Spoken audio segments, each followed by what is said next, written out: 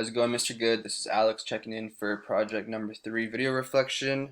Overall, I felt pretty good about my essay. I felt like it was easier than the other papers considering it was an argumentative essay and you provided lots of examples and also a really good lecture on Rogerian argument, which really set the tone for how you wanted things to be done.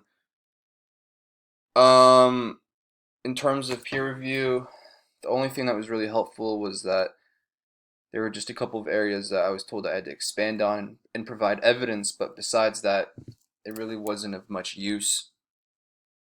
Things that I feel like I have to improve on for my next essay would probably be sounding a lot more fluent with how I say things, and something that you pointed out that I believe I also have to work on is, excuse me, really varying up my sentence structure just to sound more fluent and add a little more spice on my writing style. So yeah.